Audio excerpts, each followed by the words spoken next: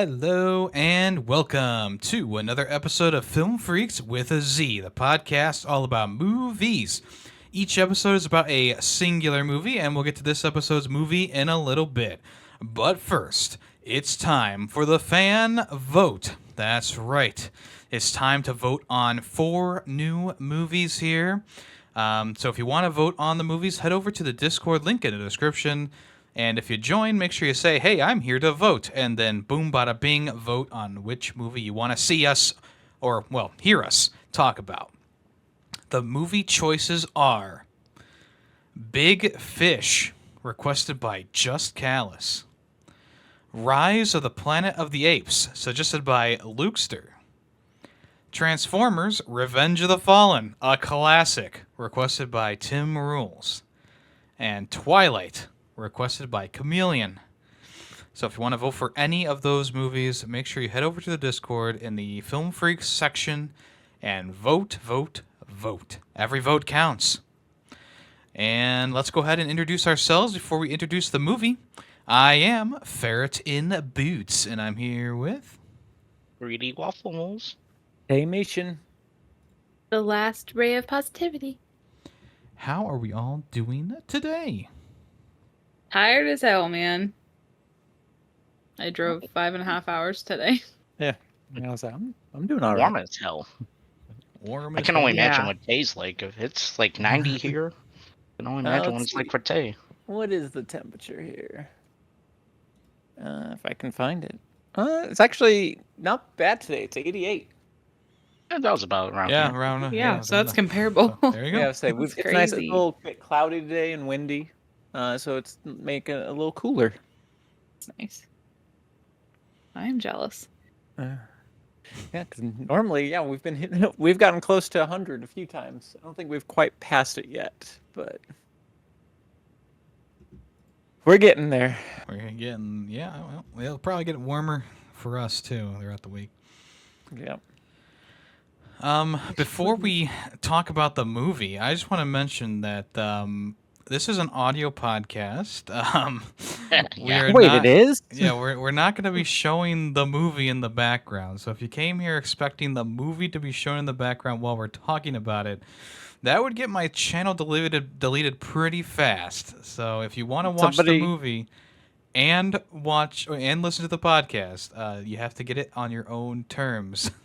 Just like we do. Did someone request that? Yeah, did someone request that in the comments? Or? No, I wouldn't say yeah, request. someone was a little bit pissed off that it wasn't the movie being shown on my YouTube channel. It was 4 people talking crap, as they said. So, but on a positive note, Planet of the Apes, 1968. That episode is at 250 views on YouTube. Ooh. It's Let's one of the go. fastest viewed videos on the channel. So thank you everyone who listened to that episode.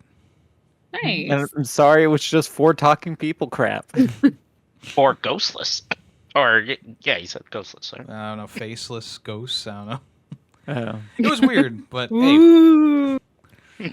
That's what a podcast That way you're scaring them. We've been doing this for like 4 years now, and it's never there's never been video in the background because it's an audio podcast meant for your listening pleasure. Yeah. And You don't have to watch anything. You just listen while you're doing other things. right. And the one time that Patrick is scaring YouTube them. thought that I had uploaded a video was a false copyright claim. So Yes. hopefully that never happens again. Yeah. All right, now that that's Well- out of the way. Oh, go ahead. Speaking of being scared, let's go. Hey. Oh. Sort of. Wait, were you scared with Puss in Boots: The Last Wish? I was terrified. The wolf was scary. The wolf was awesome. I liked the wolf. Why don't you Now go that ahead and little, like, introduce the movie whistle. for us before we Yeah. get into it? Huh? Oh, my bad. Fair enough. Yep. So the movie this week was Puss in Boots: The Last Wish, directed by Joel Crawford. Came out in 2022. Puss in Boots discovers that his passion for adventure has taken its toll. He has burned through 8 of his 9 lives, leaving him with only 1 life left.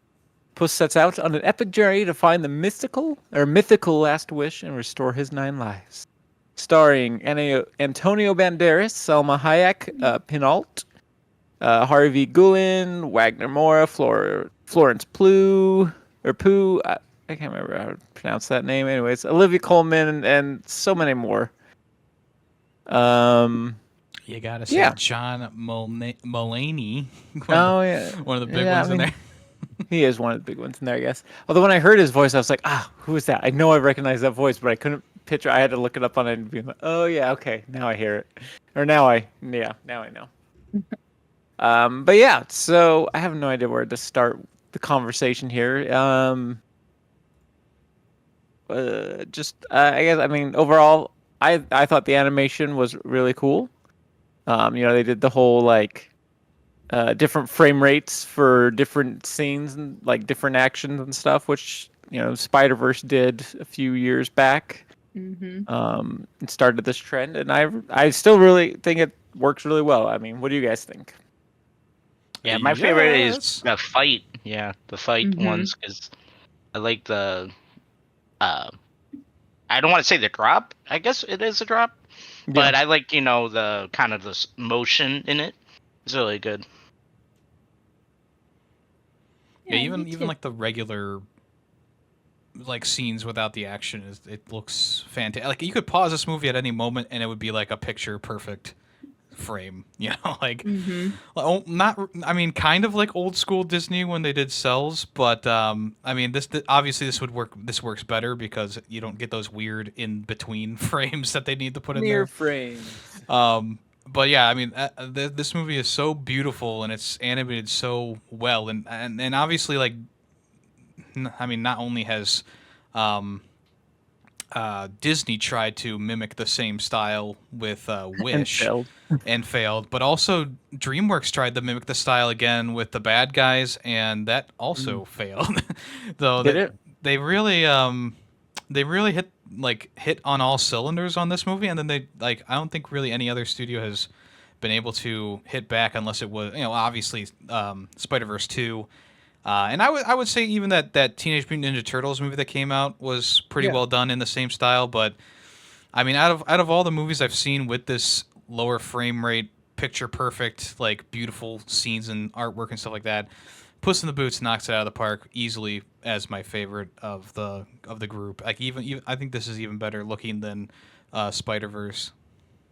I don't know if I'd go that far, but I'm going that far. That's fine. You can go that far, and you have a love for the Shrekiverse. I mean, put this movie in a vacuum without Shrek. I mean, obviously there is no Shrek in this movie at all. And I mean, the last Puss in Boots movie that came out was a bit of a train wreck.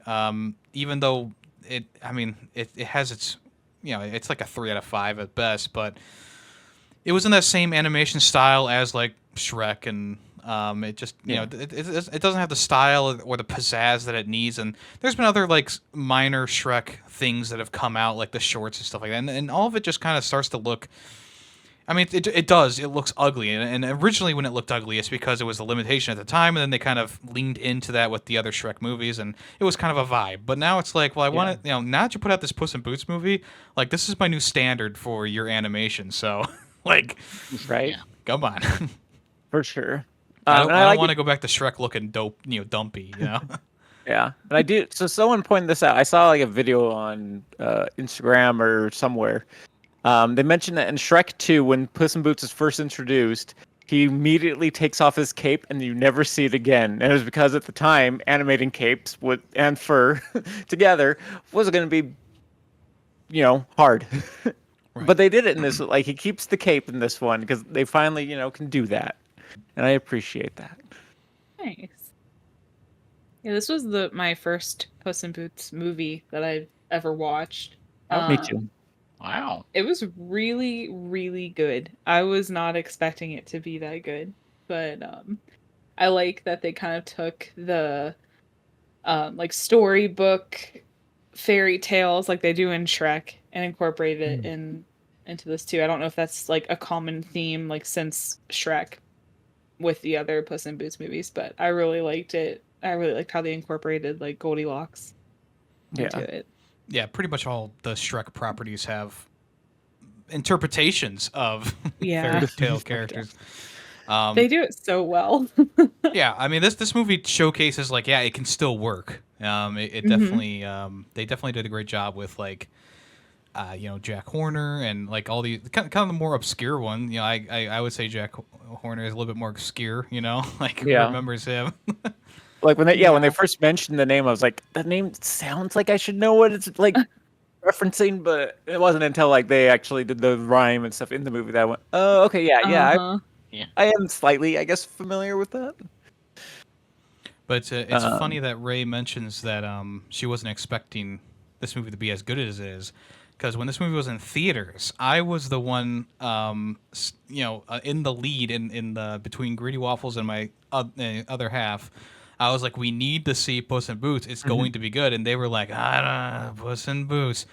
And they did a 180 as soon as the credits rolled. So I was very satisfied with my pick there.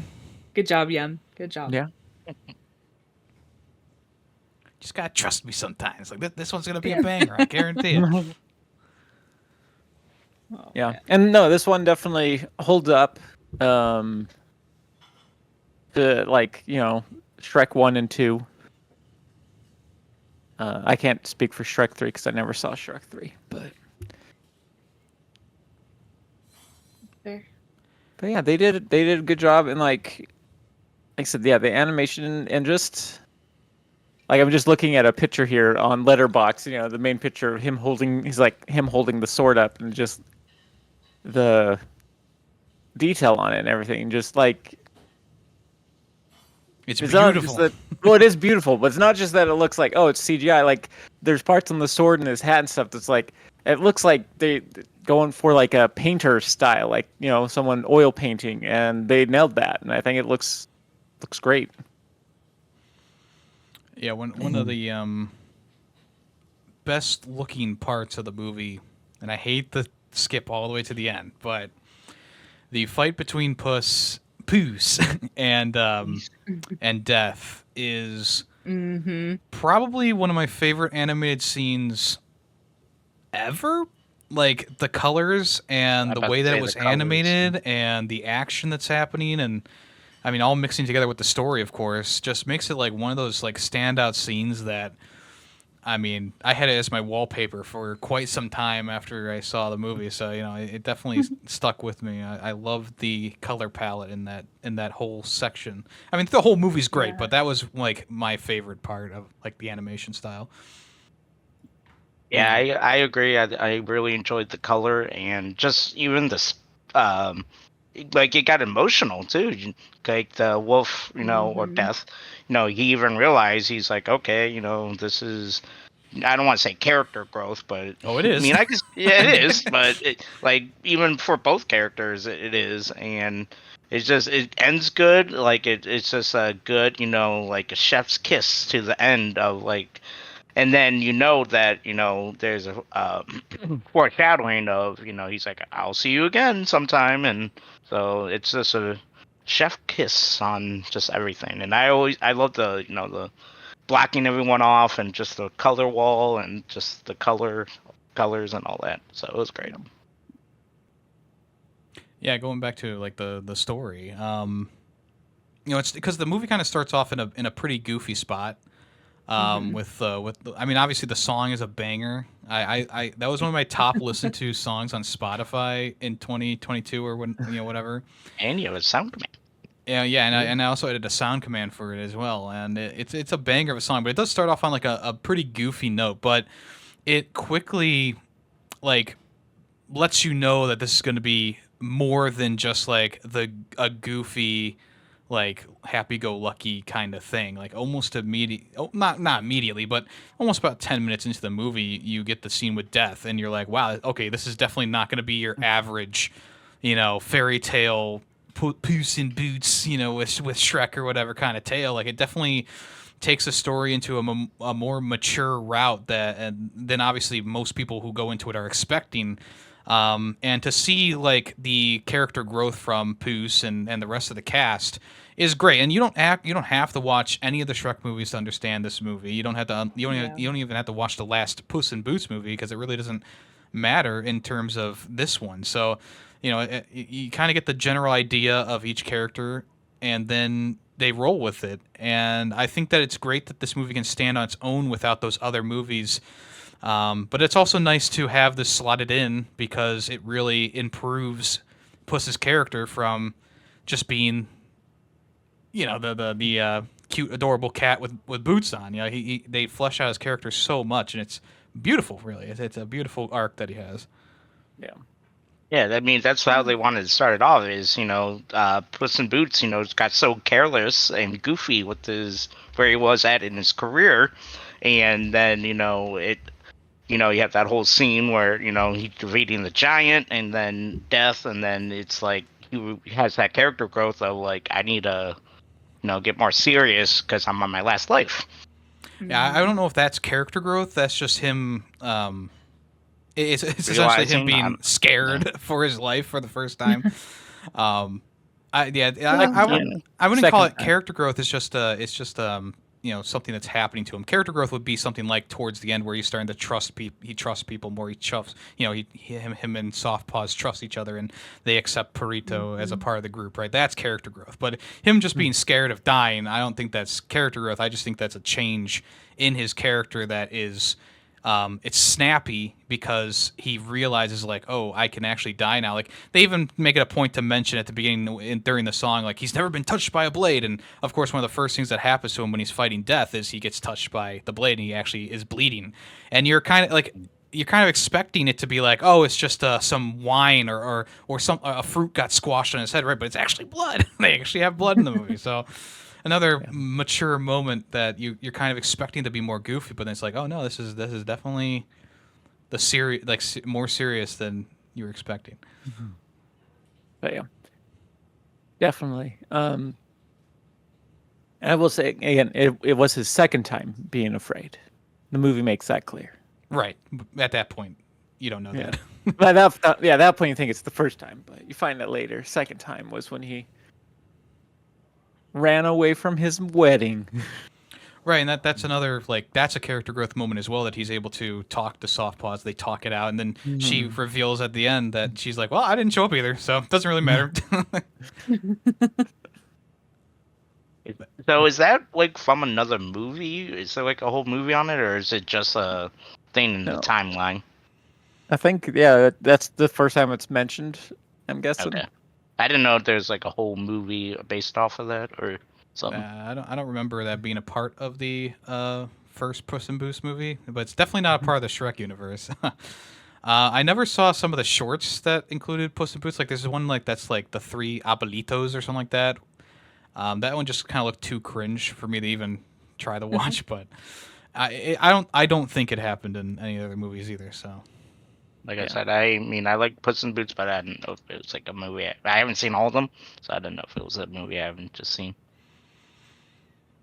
Yeah, and even if it isn't something that's in another movie, like you don't need the context of a whole nother movie to know like exactly. No, I'm just I'm just saying. I'm just asking. Yeah, and I'm just continuing off of the conversation, saying that it doesn't need to actually be like a fleshed out movie to understand the emotions that the characters are going through.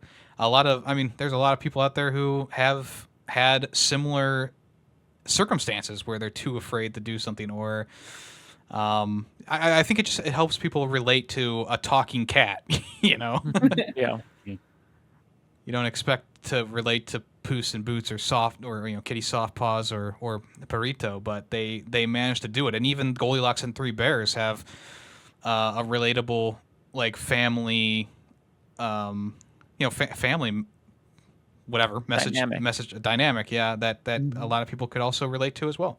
And you don't need like a whole Goldilocks movie to understand that. It's because they're technically side characters in this movie, and they get almost as much character growth and story as all the other characters, and it works very well. Yeah. I like that they set up the Jiminy Cricket character to try to do that to Jack Horner, and he's just a piece of shit. Oh, what took you so long? He's probably one of my favorites. Him and Perito. Perito's great. Yeah, and that's another case where it's like Perito kind of expecting it to be like the annoying donkey character, But Perito Mhm. ended up being one of my favorite characters too. Like I was not expecting that when the first time I watched the movie when he shows up and I'm like, oh boy, here we go. Here's the comic relief. But no, I mean, he is funny. Don't get me wrong. Like Yeah. I think, but he's not cringe. Yeah, and he's got the horrible backstory where you're just like, he's still wearing the sock they tried to drown him in. Right. How about Probably, the like- comedy? Good, good. Oh, I was just gonna say, like, my favorite lines from the movie were from Jiminy. You're not gonna shoot that puppy, are you? Yeah, right in the face. Why? Like, I was gonna say, absolutely. how about the comedy? Just like it was so unexpected, but it's so greatly like put. I guess the way the Mhm. word. Yeah, just it's great. The comedy. Great There was not delivery. any of them that stuck out like a sore thumb. Yeah.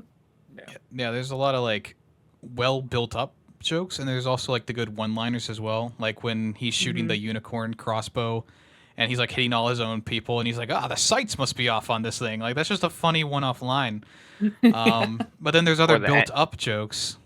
Yeah, like at the end where he's like, why is this happening to me? Like specifically why? It's like, well, here's everything that happened in the movie. Let me pull out your list. But it's just it's Oh, like I it's like- like that's definitely his character in a nutshell, like right there in that one line. I like the ending where it's like he gets the swords in his thumbs and they're just like splinters. Yeah, because that's a callback to the giant fight. Puss in Yeah. Boots does that, and I like that too, where they bring that back, and that looked painful. Oh Ugh. yeah, yeah. Yeah, jokes are great just all throughout the movie. Yeah. Not just the end, not just the beginning. A nice thing about, I think, a lot of the jokes here versus like say, Shrek 1. Shrek 1 had a lot of like pop culture references where you watch it in this day and age, if you aren't familiar with those, you won't get most of those jokes. Well, this one I don't think had any of that I know of. No, yeah, you're not going to be referencing Simon Cowell in Puss in Boots: The Last Wish. Yeah. Yeah, that's not that makes it so the movie won't age. Yeah, which is good. Even like the animation style also helps it. Like, I don't think this movie's going to ever look ugly like Shrek 1. I don't think this movie's ever going to look ugly like some of those early Disney movies, or even like some of those movies that were like the Polar Express, where it's like some Uncanny Valley. Stuff going on. Like this movie is definitely not going to age like that. I don't think it's going to age at all. I think that the story itself and the animation makes it so that, and the writing makes it so that it's going to be relevant for many years to come. I Yeah. think. Agreed. Yeah. They did a good job. Did a great job. Especially with that plot twist at the end, referencing Shrek. Oh yeah. It's I don't know not, if that wait, it's plot not really twist. a plot twist. Well, it was Yeah. unexpected, Yeah, like, the next movie's it's gonna have just a Shrek in it. reveal. It's kind of like the Okay. after credits scene in like a Marvel movie, where it's like, hey, look at We're this. going back to Shrekland. And I mean, at this point, who really knows Yeah. what's going to happen with that? I mean, we haven't heard any. Like, we've heard rumors that, like, yeah, there's another Shrek movie coming out, but is it going to be in the same animation style as Puss in Boots? Is it going to actually continue on that story? Is it going to be something completely different? Is it going to be a like? I think they've already said like it's going to be like the 5th movie, but Yeah. I don't know. It's one of those things. Just like you kind of close the book multiple times on Shrek. Puss in Boots has a lot that can still be done with the character, and there's still a lot of stuff that can be done in the world of like this fairy tale morph medieval morph world. Yeah. I don't think we need to weigh it. Like obviously Shrek is a very popular character, and I do love Shrek myself as well. But there is a point where it's like, okay, we can leave that in the past, and we can try and do something new, like this Puss in Boots movie. Like we can try and expand the world, bring new characters in, and we can focus on the new characters instead of having to dig up the old ones. Agreed. And we might find out actually that they're going back to far away land or whatever it's called. And because of Puss in Boots' 9 lives, he's been alive for a long time. Shrek's actually been dead for like 30 years. Damn. So it's gonna have one of the Shrek Juniors, but Yeah. This could have also been a prequel as well, I guess. But then again, he does say like I'm going to see some old friends. So yeah. Yeah, I would say it's definitely not a prequel.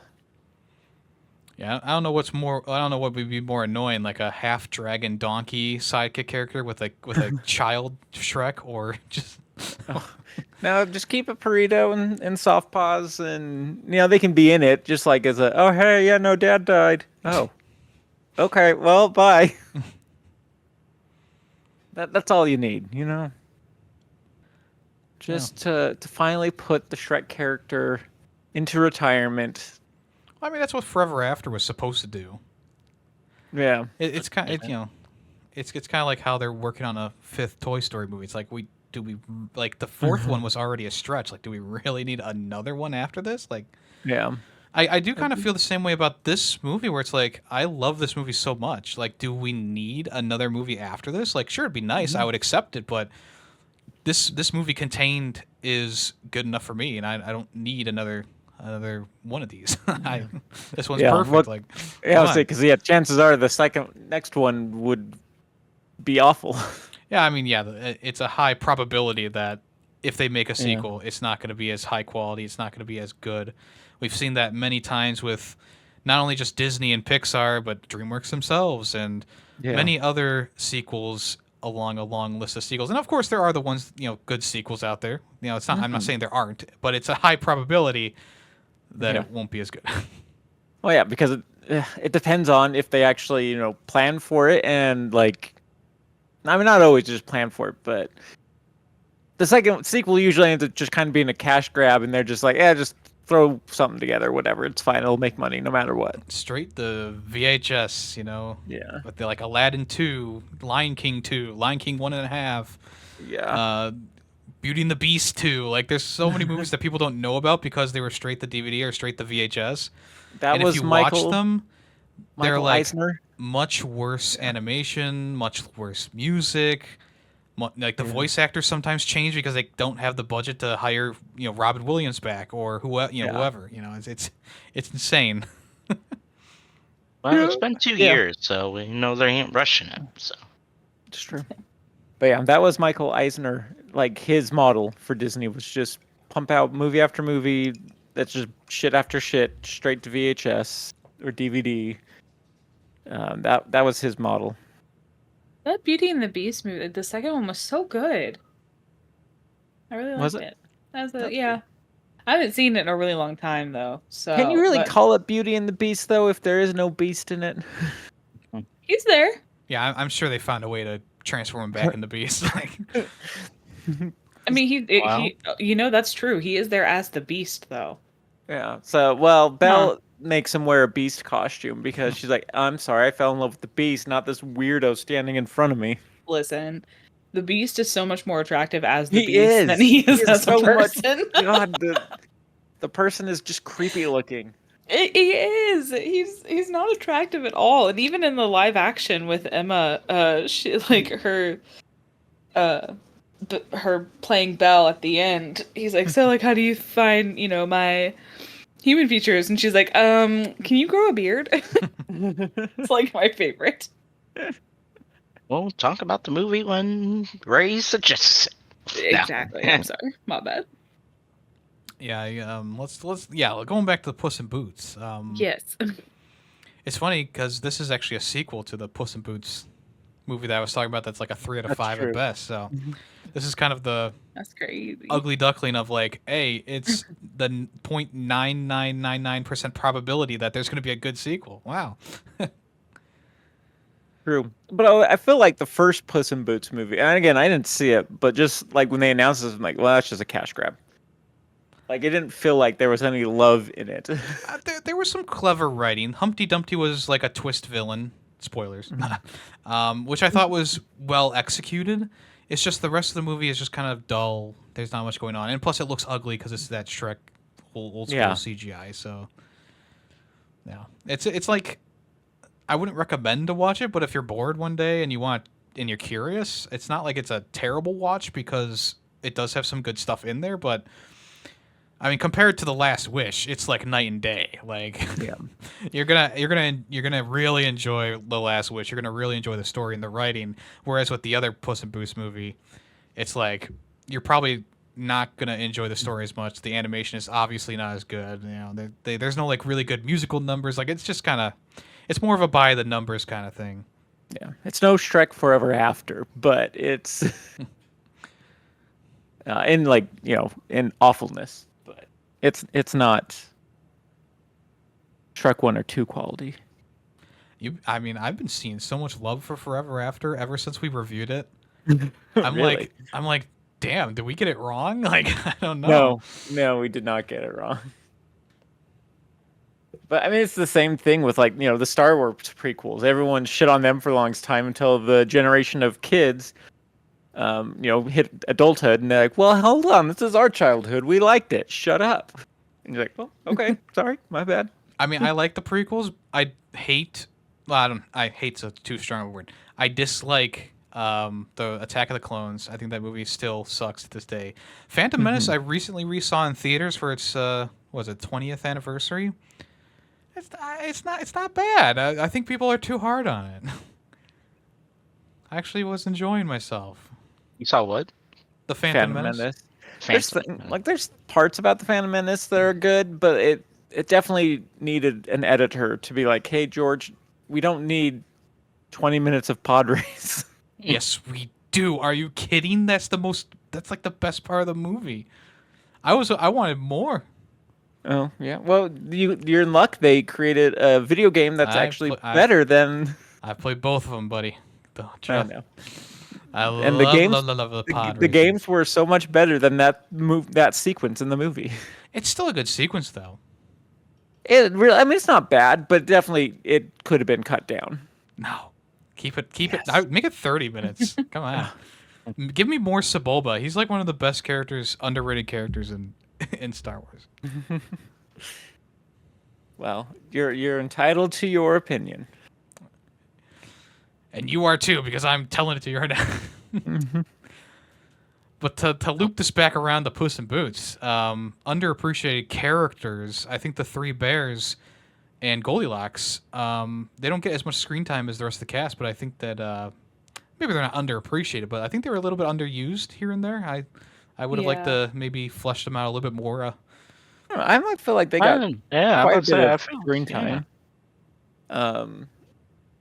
I mean, if they didn't get the whole like cabin in the woods kind of thing, I mean, maybe. But I think with the whole scene, like I want to say, it lasted like 10 minutes, of just them, which I mean, it was good into the story and it made it understand more. And, it made them like go against each other, and then again like they bonded again. So I think they got enough. I felt like it was a good amount. I felt like they do have a good amount, yes, but I felt like that maybe we could have had a couple more smaller scenes to keep their story going, because it does seem like they go from the cabin to fighting about Goldilocks, what she's going to do with the wish, and then they bond, and it's like a 5-minute sequence there. And I feel like they could have maybe put a few extra scenes in there where they're talking about it a little bit more, or maybe it's like becoming part, like a thing that the baby bear is nagging them about. Like it's not anything that I would say is super critical. Like I still like their characters, and I think they have a great arc. I just maybe an extra scene or two in there would just give them a little bit more time. I wouldn't complain with more screen time from them, but I wouldn't say they didn't have enough. But yeah, I'd be fine with more for them. I felt like there was some parts that maybe we could have had an extra minute with them or something like that, because some of the scenes do go by a bit fast. They argue. Goldilocks gets everyone gets sad, and then Mama Bear steps up and is like, "Hey, we're gonna do this for you," and that's like a 2-minute sequence. I feel like a little bit more could have happened there to give them a bit more presence. Yeah, I mean, honestly, the only time I could see them having a little more screen time is when everyone having their own unique path through the forest and all that.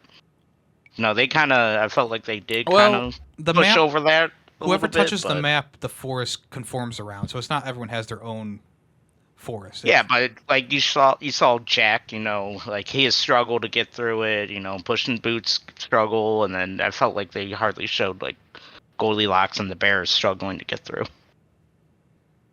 Yes? No? It's fair. All went quiet. I wish we could have seen the forest in Jack's, like if Jack had the forest or the map, what his forest would be, because it probably would have been awful. That's one of the funnier parts of the movie, though, is when they're handing the map off to each other, and it's getting worse as they read along, and then Perito touches it and like frolic through the posies, you know. And, Yeah. He's such a good boy. yeah, I feel like Jack Horner's would have been like hell, like actual, like Yeah. Volcanoes everywhere. travel through hell. You know, go through the forest of the living dead. Something Turns crazy. in Lord of the Rings, like travel through the dead marshes. Yeah. Yeah, I liked how I guess I would have liked to see what Goldilocks' version of the map would look like, because we kind of see it a little bit. Like they get the forest section, they go through the forest and they get to the cabin. I would have liked to see because I don't think we saw the rest of the locations like on the map itself. Like we didn't get to see that because they kind of stop at the cabin and that's it. But we don't really see what else was ahead of them. I think it would have been interesting to see at least what was next for them. They wouldn't have had to go there, but it would have been cool to see what the next step for them would be. Yeah. Agreed. No. I wonder what the wolf or the wolf path would have been like, which I'm sure would have been just as like Jack's, but No, I mean the wolf is just death. He doesn't have a path. yeah. He just His path is death. he just goes. Yeah, I think they handled the stuff with anxiety pretty well. Yeah. Like like when Burrito puts his head on him when he's having the panic attack. Oh, so Right. nice. I think this like a lot of movies will just would just glorify that or whatever, and but this one, I mean, they did a great job with it. Like they built it up, you know, like put the Puss's hair raising up on his body and stuff whenever he sees the wolf. And obviously it's it is an animated feature, so it's a talking cat and a talking wolf having an anxiety attack and whatever. But I think they do a good job of portraying it, and like they don't dwell on it for too long. It happens and it's a great scene, and then Puss in Boots like actually opens up about what's going on with him, like, and it's great. I think it's a nice message. Agreed. I think they did good. Agreed. Because I'm sure that, I mean, along with like the other like part we were talking about with the wedding, I think probably about 99 to 100% of people would be able to relate to Puss in Boots' anxiety attack, right? Like, I think we've all been there at one point or another. Definitely. And if not, that's okay too. There's other characters in the movie to relate to. I think that's a very relatable movie for a bunch of talking animals, Yeah. Would you guys think this is more geared towards kids? Because I don't. Especially with the swearing and going on and all that. Yeah. Which is hilarious, by the way. It was so funny, but it beats. caught me off guard. Yeah, especially with the dog at the end. Burrito just cussing up a storm. I mean, honestly, it's on the same level as the other Shrek movies in terms of like, because the other Shrek movies have like similar things. They have gross out stuff. They have, almost swears and stuff like that. I think that's right around those same lines. And I think that a kid would definitely enjoy this, but it does feel a little bit more geared towards the adult side of things. And maybe that's because we've all grown up. People, the people who watched Shrek when they were kids have grown up, and maybe that's what they were kind of going for, was to make a movie for us, kind of like how Monsters Inc. was a movie for us as well. The people who were going to college at that time who watched Monsters Inc. when they were kids.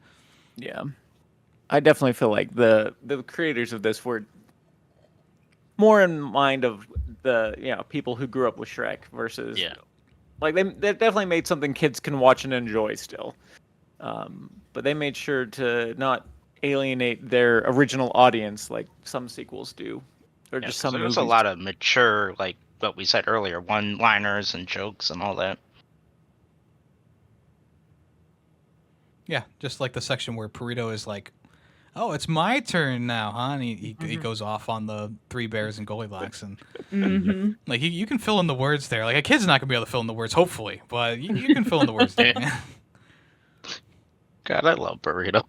Burritos the best. Like, I mean, when I've originally watched this in theaters with Yemmy, I didn't pick up on him so much, but now watching it through again, second time, I just love him even more. He's a cutie. And at the end, they're all wearing the sailor's outfits. Hilarious. The governor's wig. Yeah. Yeah, fuck that governor. Yeah, this is just one of those. It's probably. It's one of those movies where I was like, I mean, both times I watched it, I was smiling throughout the whole thing and laughing along with it, tearing up at moments. Feeling kind of anxious along with Puss in Boots. Like it's one of those movies that you can really get into and like feel it. And at least to me, like I definitely get immersed in the world and in the characters, and you feel like you're a part of it while you're. It's almost like a 4D experience at times, just with how wild and crazy everything is. It also helps that I watched it on like a big TV too, so it's like you're really like the whole screen is just in your eyeballs. What do you think each party represents? Like, I feel like the Goldilocks and the Bears represent family.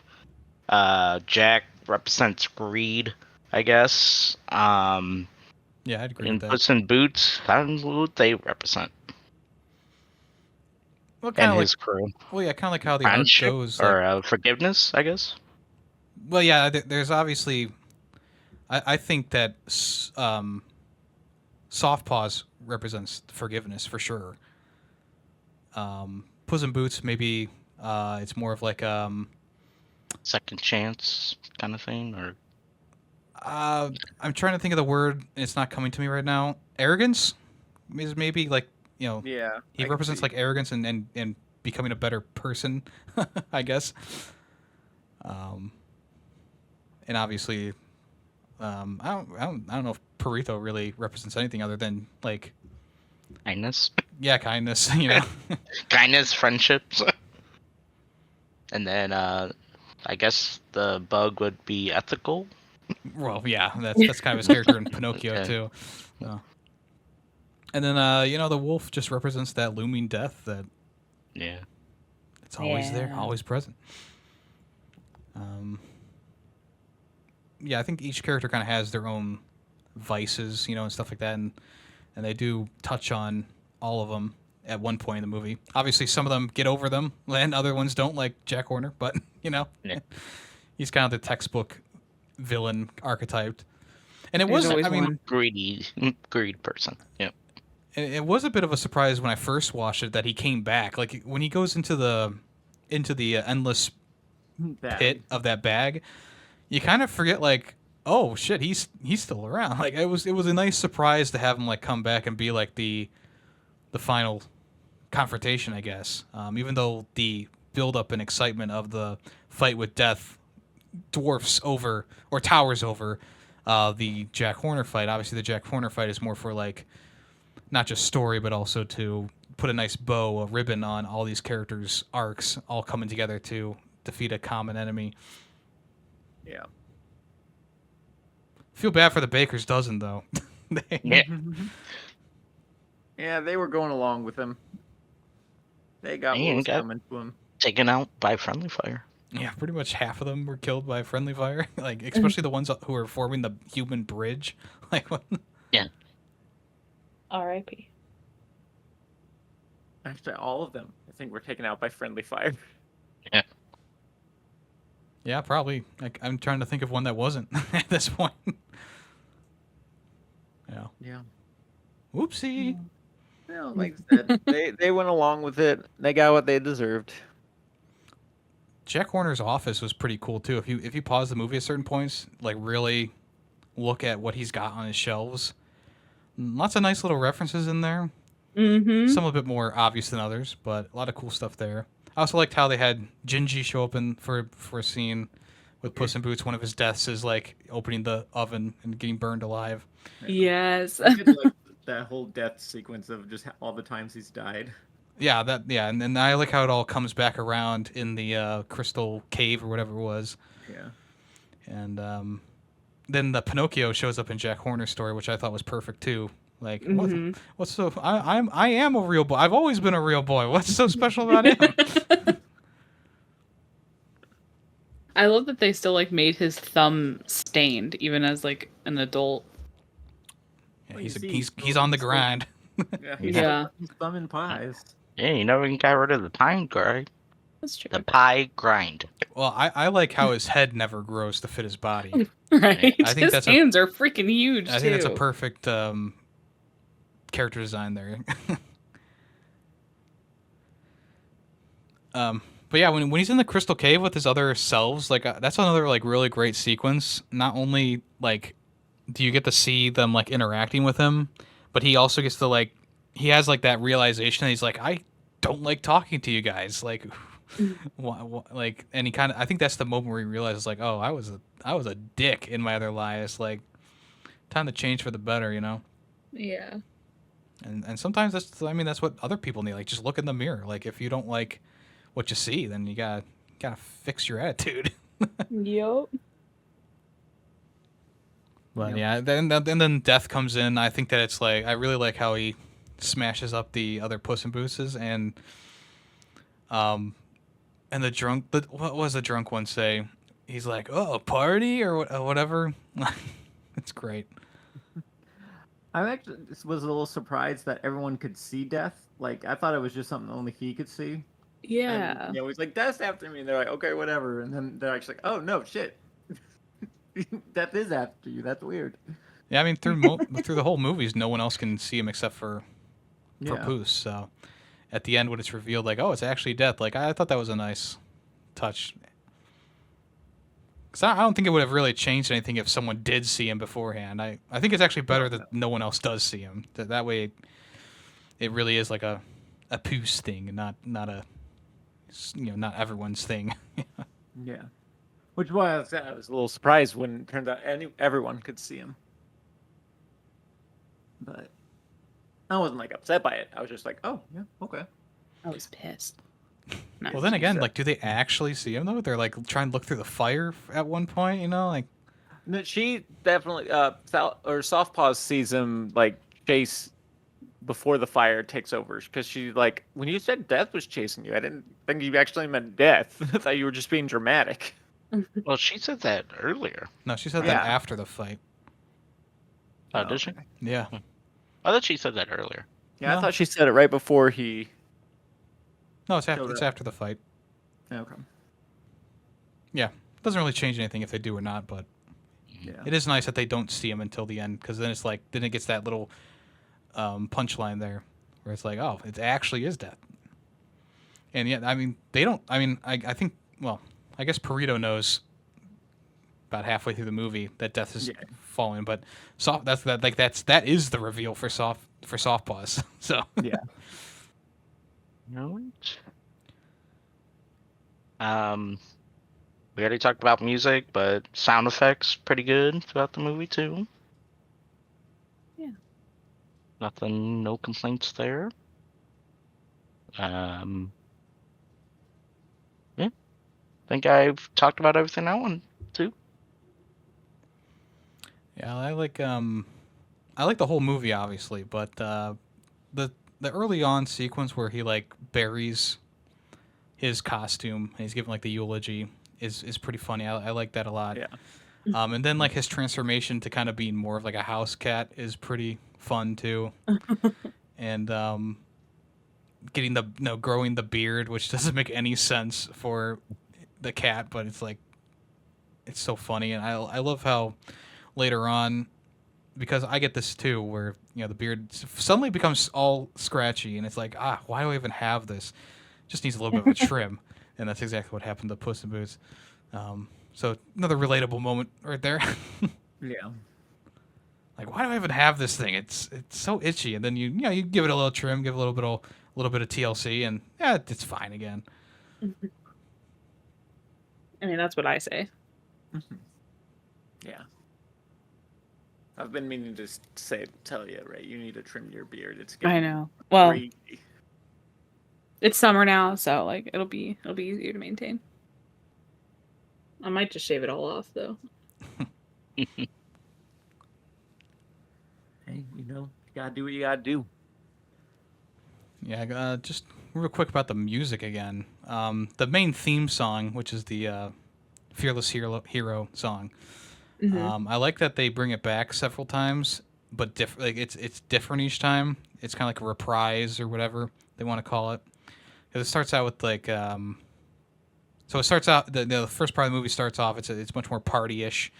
Then the second time around is when Puss in Boots is trying. I guess he's being tempted into back into his old ways by his past selves, right? And he starts singing it, but it's like a little bit more hollow because it's like kind of like a bad thing to try and tempt him to be back to his old ways. Mm-hmm. And then my favorite version of the song is the one that plays after the first song in the credits. And it's like the full version with the like everything's going on, and that's the one that I listened to like 1,000 times last year or the year before that. Is like the final version of the song because it's just the most fullest and best sounding. It's just so much fun too, and the entire soundtrack is really fun. I listened to the whole thing once all the way through on Spotify, but of course I stuck on the ones that I really liked. But the entire soundtrack as a whole is really well done, and it doesn't lean on like pop songs like Shrek does to carry it. It's all orchestrated and original music. It's just so perfect the music to this movie. Well, all right. Anything else anyone wants to say about the Puss in Boots? I think I'm good. Yeah, I'm good I'm too. good. All right, Tay, start us up. Okay. Well, Puss in Boots, The Last Wish. Overall, like I said, really, really enjoyed this movie. Animation was great. The story was great. I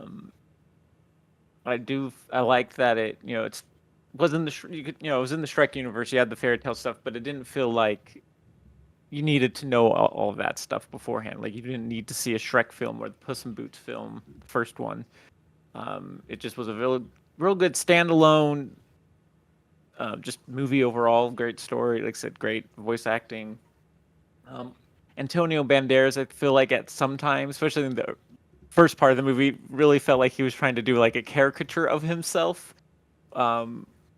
Which at first, not knowing how this movie's going, I was like a little off-putting, like oh, but it became like as he becomes a better person, he starts being a little more toned down. You're like, oh, okay, it was story related, and it was fine. But at first, I was like, wait, what's going on here?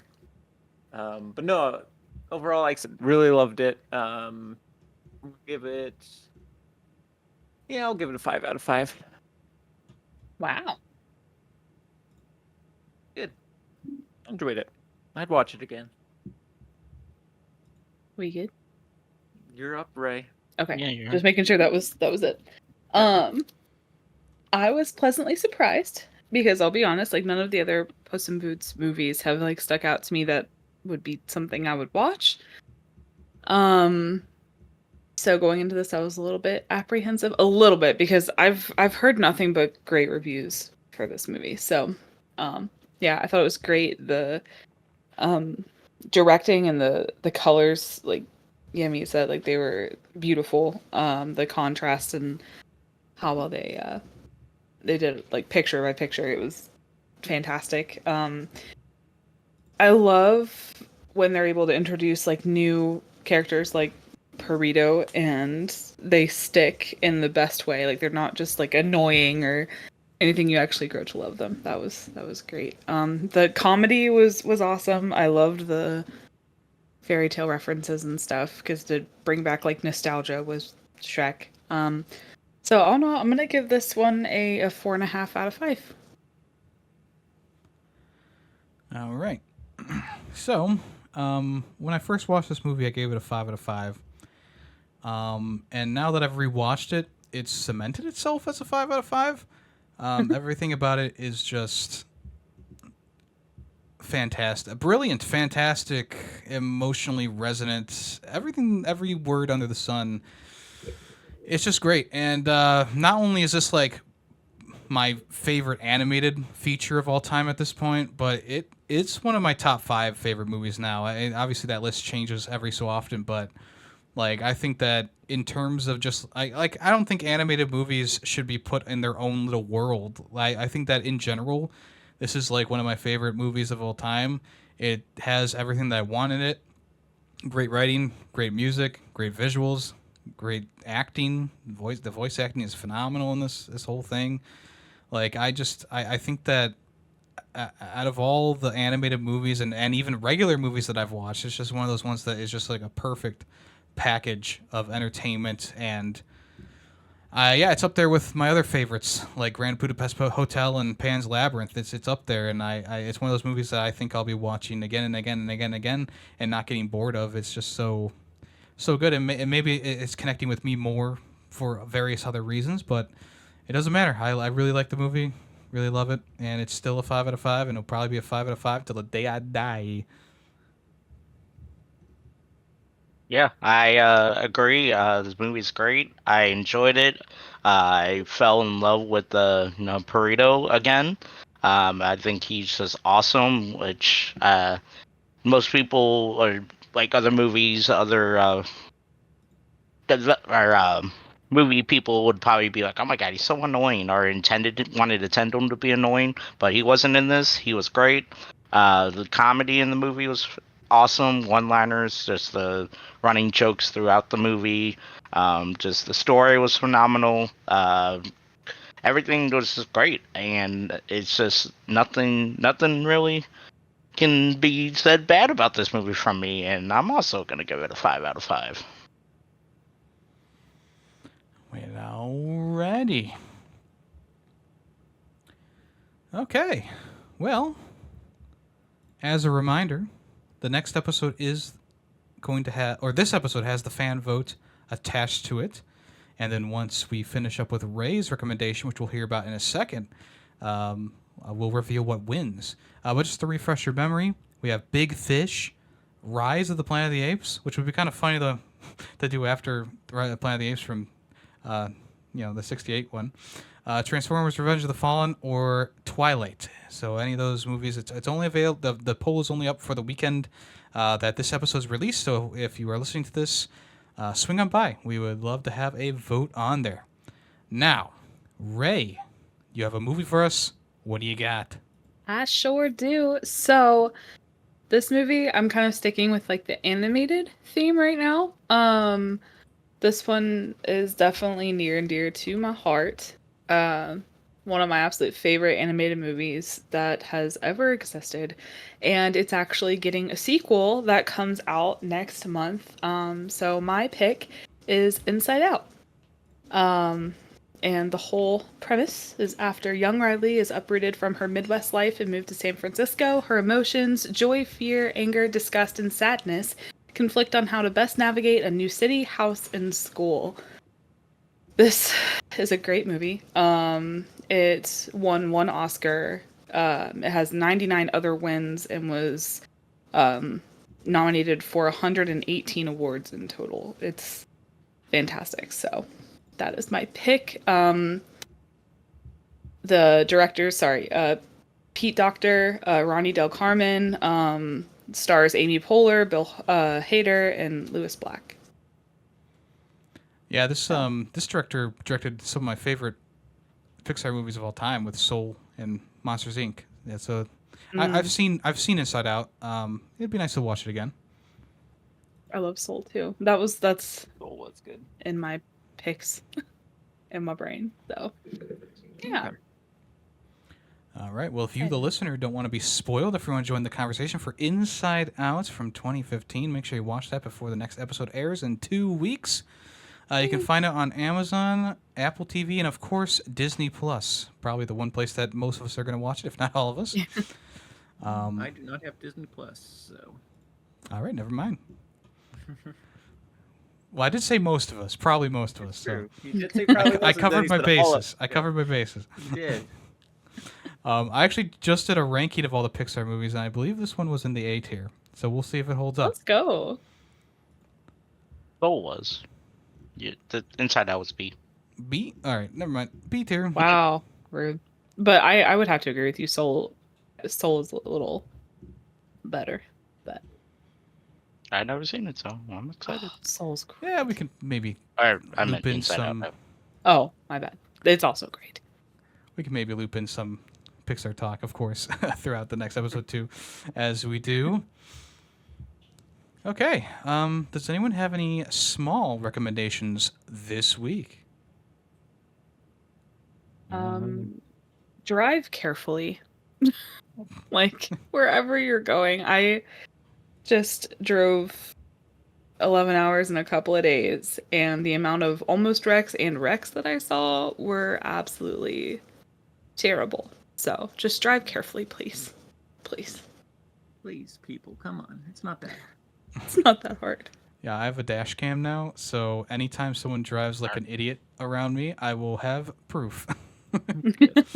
Nice. I need to get one. Yeah, I feel like it's common sense to get one for everyone, or everyone should have one, I should say. What I hate is my car technically has one built in, but it's doesn't actually film or anything. It's just used to like as a sensor to be like, oh, you're too close to the car in front of you. And it's like, could you please record? Yeah, I just captured my first one last week, so it's coming in first handy. wreck? No, it's not wrecked. Just someone Oh. being an idiot. You know, I'm gonna save them all and laugh at them in the future. Do a compilation video. It was a close one though. The guy was like, it was a really long pickup truck was backing up, and I had to swerve around him on a narrow road, and he's kept going. I'm surprised I didn't get Nice. hit. I mean, it's one of those scary moments, quick judgment type things. Mm-hmm. Journaling is Almost- running. Yep. Yeah. Almost got hit like getting like at a toll. Like how do you not know you're supposed to stop? Like Well, people get God. those easy passes, and they think they can fly through the toll booths. You know. that's fair. I need to get an easy But they have a whole separate lane that they have going for Well, those. in Ohio, right now you do still have to slow down and practically stop for the easy pass stuff. When you get Yeah. into like Pennsylvania, you can just drive through them, but in Ohio we're still stuck in the 70s or whatever. You But they guys are- and your old are- roads. They are building something new. We'll see what happens.